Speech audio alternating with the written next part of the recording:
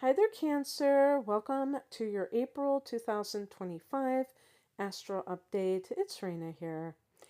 Well, Cancer, we do have a lot of Aries energy, and this actually goes back to March when I'm recording this. I'm actually recording in early March, but towards the end of March, we have this astrological new year on the 20th. And then we have a solar eclipse in Aries on the 29th. And when I said astrological new year, that's when the sun goes into Aries. And then on the 30th, we have Neptune going into Aries for over 100 plus years.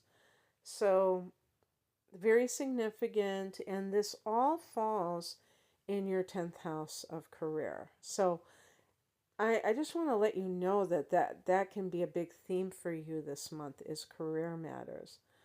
In addition to the sign before it, Pisces, that could also be featured, which is your ninth house, and it forms a nice angle to you called the trine. So that is also featured, and that has more to do with philosophical matters, or you could say religious issues, or higher education, long distance travel. So it's kind of like the expansion of the self versus the ascension of the self in a worldly sense of the 10th house of, your status going up and your successes piling up. That can be the 10th house of career. So I'm just going to go in order here. So we have on the 7th, Mercury goes direct at 26 degrees of Pisces. Mercury started retrograding from your 10th and it ends in your ninth. What could this mean? Well, immediately I think of somebody rethinking their career and looking at it from the lens of their ethics and their life philosophy. So, for instance, there are some people who I remember I went back to college when I was in my 30s, and I eventually got to the part I'd always wanted to be a teacher. And I got to the part where I was going to be teaching early childhood. And I was, student teacher. And I walked out after the first day because I knew I couldn't deal with the way that my head teacher was talking to the students. I just didn't, vibe with that. And that's your ethical framework or your philosophical framework. And you kind of weigh it against what you're being asked to do, which would be the 10th house. So whether you're contemplating a certain career or whether you're in a career where you no longer resonate with how they do things, those kinds of things could be what you have been rethinking at the time of the Mercury retrograde, which happens from mid-March until the first week in April.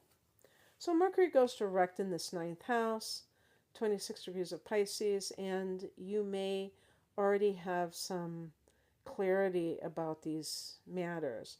Also, another thing too is that you may have had some kind of difficulty with travel arrangements, and when Mercury goes direct, it may be easier to prepare for a trip. On the 12th, we have a full moon at 23 degrees of Libra, another cardinal sign other than you, and this one is your fourth house of home and family. So this is very emotional. It's a water house, very intense, even though it's in an air sign, Libra. And on the same day, Venus, which happens to rule Libra, goes direct at 24 degrees of Pisces. If you have any kind of love interest that is from a foreign country, that is from another race, another ethnicity, or nationality living in your country right now, that could be something that is decided upon, because maybe actually a full moon in the fourth house could be um, that you're finished, or that you feel this sense of completion regarding your homeland. Maybe you're really thinking about moving to another country. Um, there are so many possibilities in the moon in the fourth house. Could even be something from your childhood coming to you, like some kind of memory or realization.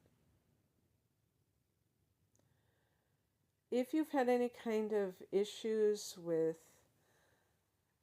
money, um, Venus can be money, and in the ninth house, it could be maybe it was for travel for some reason. That could also be resolved. On the 16th, Mercury goes back into Aries. So Mercury goes back into that 10th house. The 10th house is also the house of authority figures. So Mercury here could be communicating with them. Maybe there was some kind of a misunderstanding that took place when Mercury went retrograde. On the 17th, Mars goes back into Leo. Leo is the sign after you, so we're talking about the second house of earned income. When Mars is in this house, there's a sense of urgency about making money. Now, Mars already was here in early December, probably, November last year too. I'm sure that was there most of the month. And something happened that may have prevented you from being able to earn money like you usually do, to the same extent, maybe. Maybe you had like part-time hours, you were laid off, and now you're coming back. I think you're going to come roaring back in the second half of the month, so that could increase your finances. On the 19th, the sun goes into Taurus, into your 11th house, which can be very social. Cancer people tend to be very clannish, which means that they stay close to their family and other known to them people, their inner circle, so to speak, and not necessarily embracing new relationships and all of that. But when the sun goes into the 11th house, you may feel this uncharacteristic desire to kind of mingle more, spread yourself out there, and maybe with people that you don't typically do so, because Aquarius can be quite eccentric in its influence. On the 27th, you have a new moon in this 11th house. You may be joining a new group. You have had Uranus here for the past 7+ years.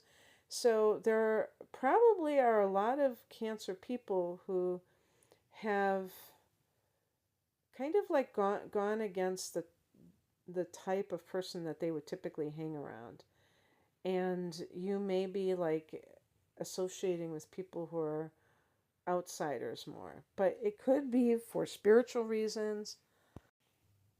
Maybe you sense like you're getting a spiritual upgrade. You have so many plants in the ninth house, which is the God house, that in Pisces domain. So you may be influenced by that mysticism, which is different than religiosity.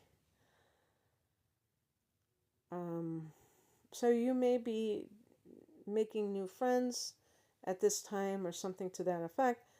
On the 30th, Venus goes back into Aries. So Venus in your 10th house is really good for money, manifestation from your career. Maybe you get a raise.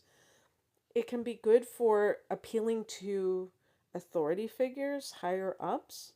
You may seem very charming to them, and they're more likely to give you what you want. So that would be nice. And you may have a great, I don't know if we call it aura, but something where you seem very favorable and charming to the public. And so that may increase your popularity with them. All right, Cancer, that's what I have for you. I hope that this resonated. If you would like a private reading, the link is below. Take care. Bye.